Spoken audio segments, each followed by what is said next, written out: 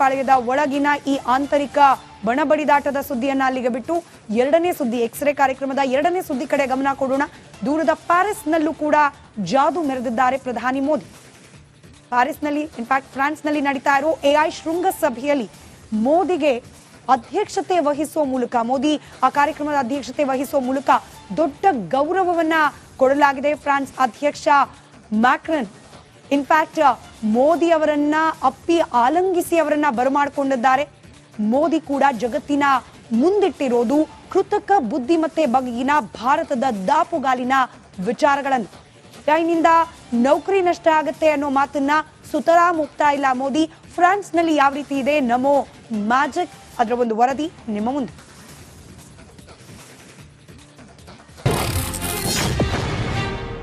Paris AI ಶೃಂಗಸಭೆಯಲ್ಲಿ ಮೋದಿ.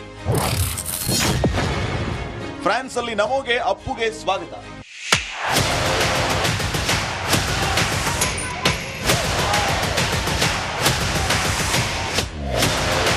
ಪ್ಯಾರಿಸ್ನಲ್ಲಿ ಮೋದಿ ಕಲರವ. ಜಾಗತಿಕ ಮಟ್ಟದಲ್ಲಿ ಕೃತಕ ಬುದ್ಧಿಮತ್ತೆ ಸದೃಢಗೊಳಿಸುವ ನಿಟ್ಟಿನಲ್ಲಿ ಪ್ಯಾರಿಸ್ ಅಲ್ಲಿ ನಡೆದಿರೋ AI ಆಕ್ಷನ್ ಶೃಂಗಸಭೆಯಲ್ಲಿ ಸಹ ಅಧ್ಯಕ್ಷತೆ ವಹಿಸಿದ್ದು ನರೇಂದ್ರ ಮೋದಿ. ಫ್ರಾನ್ಸ್ ಅಧ್ಯಕ್ಷ ಮ್ಯಾಕ್ರನ್ ಅವರ ಜೊತೆ ಅಧ್ಯಕ್ಷತೆ ವಹಿಸಿಕೊಳ್ಳುವ ಅವಕಾಶ ಸಿಕ್ಕಿರೋದು ಭಾರತದ ತಂತ್ರಜ್ಞಾನ ಶಕ್ತಿಗೆ ದೊರೆತಂತಹ ಮನ್ನಣೆ.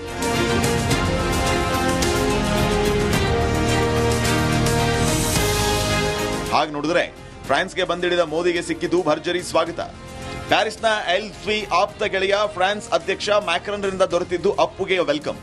ಜಾಗತಿಕ ಮಟ್ಟದ ಈ AI ಶೃಂಗಸಭೆಯಲ್ಲಿ ಮೋದಿಗೆ ಅಧ್ಯಕ್ಷ ಸ್ಥಾನ ಹಂಚಿಕೊಳ್ಳುವ ಅವಕಾಶ ಕೊಡುವ ಮೂಲಕ ಮ್ಯಾಕ್ರನ್ ಇಲ್ಲಿ ಇನ್ನಷ್ಟು ಸಬಲಗೊಳಿಸಿದ್ದು ಉಭಯ ದೇಶಗಳ ಸ್ನೇಹವನ್ನ, ಮೋದಿ ಜೊತೆಗಿನ ಬಾಂಧವ್ಯವನ್ನ.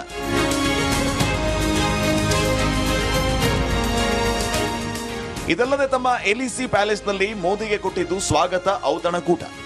ಇಲ್ಲಿ ಮೋದಿ ಅವರನ್ನ ಅಪ್ಪಿಕೊಂಡ ಇಮ್ಯಾನ್ಯುಯಲ್ ಮ್ಯಾಕ್ರನ್ ತಮ್ಮಿಬ್ಬರ ನಡುವಿನ ಗೆಳೆತನ ಎಷ್ಟು ಗಾಢ ಅನ್ನೋದನ್ನ ತೋರಿದರು. ಹಾಗಾಗಿ ಈ ಬಗ್ಗೆ ಸಾಮಾಜಿಕ ಜಾಲತಾಣ ಎಕ್ಸ್ ನಲ್ಲಿ ಪ್ರಧಾನಿ ಮೋದಿ ಉದ್ಗರಿಸಿದ್ದು, ನನ್ನ ಸ್ನೇಹಿತ ಪ್ರೆಸಿಡೆಂಟ್ ಮ್ಯಾಕ್ರನ್ರನ್ನ ಪ್ಯಾರಿಸ್ನಲ್ಲಿ ಭೇಟಿಯಾಗಿದ್ದು ಖುಷಿ ತಂದಿದೆ ಅಂತ ಹೇಳಿದ್ದಾರೆ.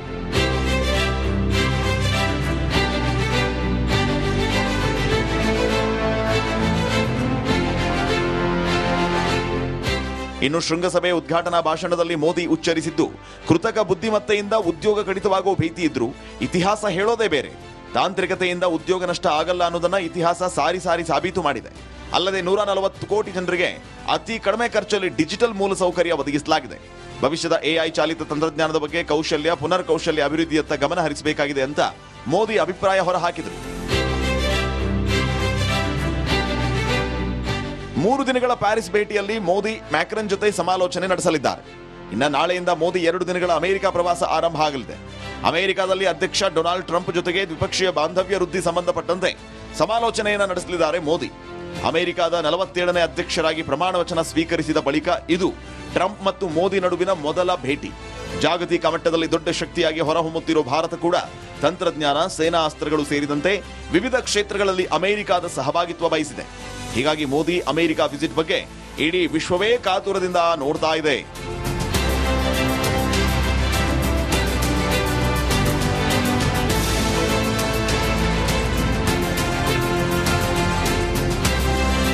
ಪಾಳೆಯದ ಒಳಗಿನ ಈ ಆಂತರಿಕ ಬಣಬಡಿದಾಟದ ಸುದ್ದಿಯನ್ನ ಅಲ್ಲಿಗೆ ಬಿಟ್ಟು ಎರಡನೇ ಸುದ್ದಿ ಎಕ್ಸ್ರೇ ಕಾರ್ಯಕ್ರಮದ ಎರಡನೇ ಸುದ್ದಿ ಕಡೆ ಗಮನ ಕೊಡೋಣ. ದೂರದ ಪ್ಯಾರಿಸ್ನಲ್ಲೂ ಕೂಡ ಜಾದು ಮೆರೆದಿದ್ದಾರೆ ಪ್ರಧಾನಿ ಮೋದಿ. ಪ್ಯಾರಿಸ್ನಲ್ಲಿ ಇನ್ಫ್ಯಾಕ್ಟ್ ಫ್ರಾನ್ಸ್ನಲ್ಲಿ ನಡೀತಾ ಇರೋ AI ಶೃಂಗಸಭೆಯಲ್ಲಿ ಮೋದಿಗೆ ಅಧ್ಯಕ್ಷತೆ ವಹಿಸುವ ಮೂಲಕ ಮೋದಿ ಆ ಕಾರ್ಯಕ್ರಮದ ಅಧ್ಯಕ್ಷತೆ ವಹಿಸುವ ಮೂಲಕ ದೊಡ್ಡ ಗೌರವವನ್ನ ಕೊಡಲಾಗಿದೆ. ಫ್ರಾನ್ಸ್ ಅಧ್ಯಕ್ಷ ಮ್ಯಾಕ್ರನ್ ಇನ್ಫ್ಯಾಕ್ಟ್ ಮೋದಿ ಅವರನ್ನ ಅಪ್ಪಿ ಆಲಂಗಿಸಿ ಅವರನ್ನ ಬರಮಾಡಿಕೊಂಡಿದ್ದಾರೆ. ಮೋದಿ ಕೂಡ ಜಗತ್ತಿನ ಮುಂದಿಟ್ಟಿರೋದು ಕೃತಕ ಬುದ್ಧಿಮತ್ತೆ ಬಗೆಗಿನ ಭಾರತದ ದಾಪುಗಾಲಿನ ವಿಚಾರಗಳನ್ನು. ಚೈನಿಂದ ನೌಕರಿ ನಷ್ಟ ಆಗತ್ತೆ ಅನ್ನೋ ಮಾತನ್ನ ಸುತರಾಂ ಒಪ್ತಾ ಇಲ್ಲ ಮೋದಿ. ಫ್ರಾನ್ಸ್ನಲ್ಲಿ ಯಾವ ರೀತಿ ಇದೆ ನಮೋ ಮ್ಯಾಜಿಕ್, ಅದರ ಒಂದು ವರದಿ ನಿಮ್ಮ ಮುಂದೆ.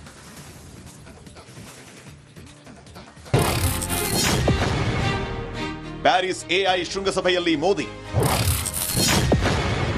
ಫ್ರಾನ್ಸ್ ಅಲ್ಲಿ ನಮೋಗೆ ಅಪ್ಪುಗೆ ಸ್ವಾಗತ.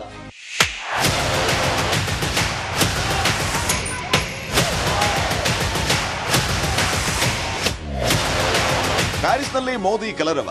ಜಾಗತಿಕ ಮಟ್ಟದಲ್ಲಿ ಕೃತಕ ಬುದ್ಧಿಮತ್ತೆ ಸದೃಢಗೊಳಿಸುವ ನಿಟ್ಟಿನಲ್ಲಿ ಪ್ಯಾರಿಸ್ ಅಲ್ಲಿ ನಡೆದಿರೋ ಎಐ ಆಕ್ಷನ್ ಶೃಂಗಸಭೆಯಲ್ಲಿ ಸಹ ಅಧ್ಯಕ್ಷತೆ ವಹಿಸಿದ್ದು ನರೇಂದ್ರ ಮೋದಿ. ಫ್ರಾನ್ಸ್ ಅಧ್ಯಕ್ಷ ಮ್ಯಾಕ್ರನ್ ಅವರ ಜೊತೆ ಅಧ್ಯಕ್ಷತೆ ವಹಿಸಿಕೊಳ್ಳುವ ಅವಕಾಶ ಸಿಕ್ಕಿರೋದು ಭಾರತದ ತಂತ್ರಜ್ಞಾನ ಶಕ್ತಿಗೆ ದೊರೆತಂತಹ ಮನ್ನಣೆ.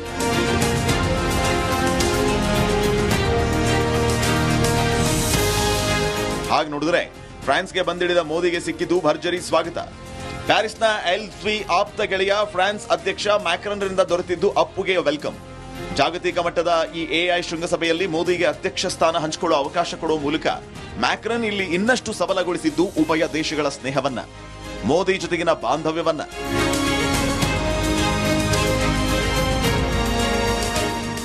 ಇದಲ್ಲದೆ ತಮ್ಮ ಎಲಿಸಿ ಪ್ಯಾಲೇಸ್ನಲ್ಲಿ ಮೋದಿಗೆ ಕೊಟ್ಟಿದ್ದು ಸ್ವಾಗತ ಔತಣಕೂಟ. ಇಲ್ಲಿ ಮೋದಿ ಅವರನ್ನ ಅಪ್ಪಿಕೊಂಡ ಇಮ್ಯಾನ್ಯುಯಲ್ ಮ್ಯಾಕ್ರನ್ ತಮ್ಮಿಬ್ಬರ ನಡುವಿನ ಗೆಳೆತನ ಎಷ್ಟು ಗಾಢ ಅನ್ನೋದನ್ನ ತೋರಿದರು. ಹಾಗಾಗಿ ಈ ಬಗ್ಗೆ ಸಾಮಾಜಿಕ ಜಾಲತಾಣ ಎಕ್ಸ್ ನಲ್ಲಿ ಪ್ರಧಾನಿ ಮೋದಿ ಉದ್ಗರಿಸಿದ್ದು, ನನ್ನ ಸ್ನೇಹಿತ ಪ್ರೆಸಿಡೆಂಟ್ ಮ್ಯಾಕ್ರನ್ರನ್ನ ಪ್ಯಾರಿಸ್ನಲ್ಲಿ ಭೇಟಿಯಾಗಿದ್ದು ಖುಷಿ ತಂದಿದೆ ಅಂತ ಹೇಳಿದ್ದಾರೆ.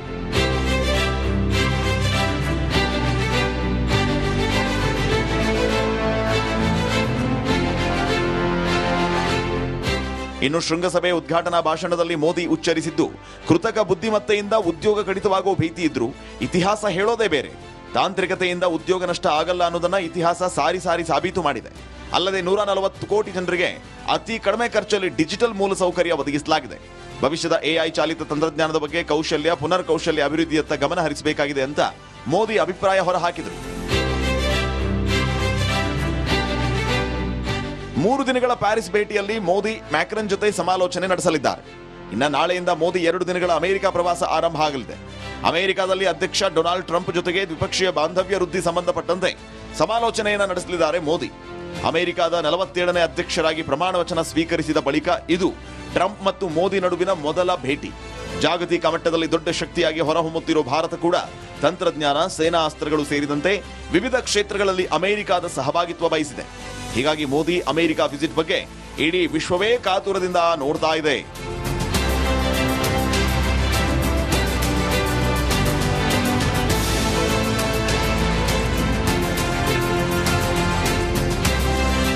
ಪಾಳ್ಯದ ಒಳಗಿನ ಈ ಆಂತರಿಕ ಬಣಬಡಿದಾಟದ ಸುದ್ದಿಯನ್ನ ಅಲ್ಲಿಗೆ ಬಿಟ್ಟು ಎರಡನೇ ಸುದ್ದಿ, ಎಕ್ಸ್ರೇ ಕಾರ್ಯಕ್ರಮದ ಎರಡನೇ ಸುದ್ದಿ ಕಡೆ ಗಮನ ಕೊಡೋಣ.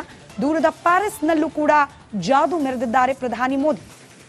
ಪ್ಯಾರಿಸ್ನಲ್ಲಿ, ಇನ್ಫ್ಯಾಕ್ಟ್ ಫ್ರಾನ್ಸ್ನಲ್ಲಿ ನಡೀತಾ ಇರೋ ಎಐ ಶೃಂಗಸಭೆಯಲ್ಲಿ ಮೋದಿಗೆ ಅಧ್ಯಕ್ಷತೆ ವಹಿಸುವ ಮೂಲಕ, ಮೋದಿ ಆ ಕಾರ್ಯಕ್ರಮದ ಅಧ್ಯಕ್ಷತೆ ವಹಿಸುವ ಮೂಲಕ ದೊಡ್ಡ ಗೌರವವನ್ನ ಕೊಡಲಾಗಿದೆ ಫ್ರಾನ್ಸ್ ಅಧ್ಯಕ್ಷ ಮ್ಯಾಕ್ರನ್. ಇನ್ಫ್ಯಾಕ್ಟ್ ಮೋದಿ ಅವರನ್ನ ಅಪ್ಪಿ ಆಲಂಗಿಸಿ ಅವರನ್ನ ಬರಮಾಡಿಕೊಂಡಿದ್ದಾರೆ.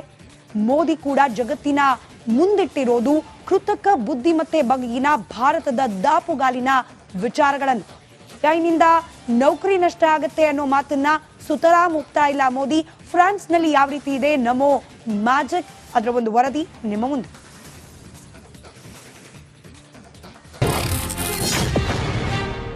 ಪ್ಯಾರಿಸ್ ಎಐ ಶೃಂಗಸಭೆಯಲ್ಲಿ ಮೋದಿ, ಫ್ರಾನ್ಸ್ ಅಲ್ಲಿ ನಮೋಗೆ ಅಪ್ಪುಗೆ ಸ್ವಾಗತ.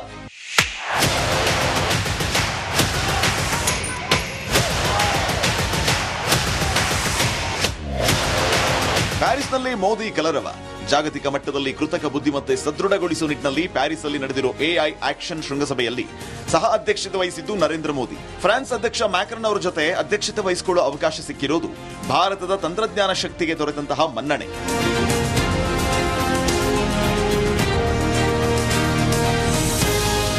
ಹಾಗೆ ನೋಡಿದ್ರೆ ಫ್ರಾನ್ಸ್ಗೆ ಬಂದಿಳಿದ ಮೋದಿಗೆ ಸಿಕ್ಕಿದ್ದು ಭರ್ಜರಿ ಸ್ವಾಗತ. ಪ್ಯಾರಿಸ್ನ ಎಲ್3 ಆಪ್ತ ಗೆಳೆಯ ಫ್ರಾನ್ಸ್ ಅಧ್ಯಕ್ಷ ಮ್ಯಾಕ್ರನ್ರಿಂದ ದೊರೆತಿದ್ದು ಅಪ್ಪುಗೆ ವೆಲ್ಕಮ್. ಜಾಗತಿಕ ಮಟ್ಟದ ಈ ಎಐ ಶೃಂಗಸಭೆಯಲ್ಲಿ ಮೋದಿಗೆ ಅಧ್ಯಕ್ಷ ಸ್ಥಾನ ಹಂಚಿಕೊಳ್ಳುವ ಅವಕಾಶ ಕೊಡುವ ಮೂಲಕ ಮ್ಯಾಕ್ರನ್ ಇಲ್ಲಿ ಇನ್ನಷ್ಟು ಸಬಲಗೊಳಿಸಿದ್ದು ಉಭಯ ದೇಶಗಳ ಸ್ನೇಹವನ್ನ, ಮೋದಿ ಜೊತೆಗಿನ ಬಾಂಧವ್ಯವನ್ನ.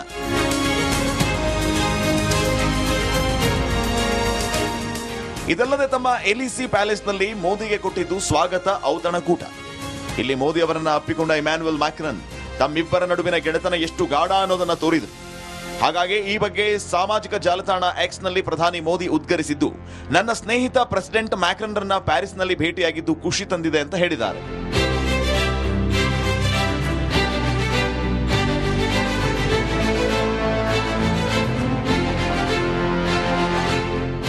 ಇನ್ನು ಶೃಂಗಸಭೆ ಉದ್ಘಾಟನಾ ಭಾಷಣದಲ್ಲಿ ಮೋದಿ ಉಚ್ಚರಿಸಿದ್ದು, ಕೃತಕ ಬುದ್ಧಿಮತ್ತೆಯಿಂದ ಉದ್ಯೋಗ ಕಡಿತವಾಗುವ ಭೀತಿ ಇದ್ರೂ ಇತಿಹಾಸ ಹೇಳೋದೇ ಬೇರೆ.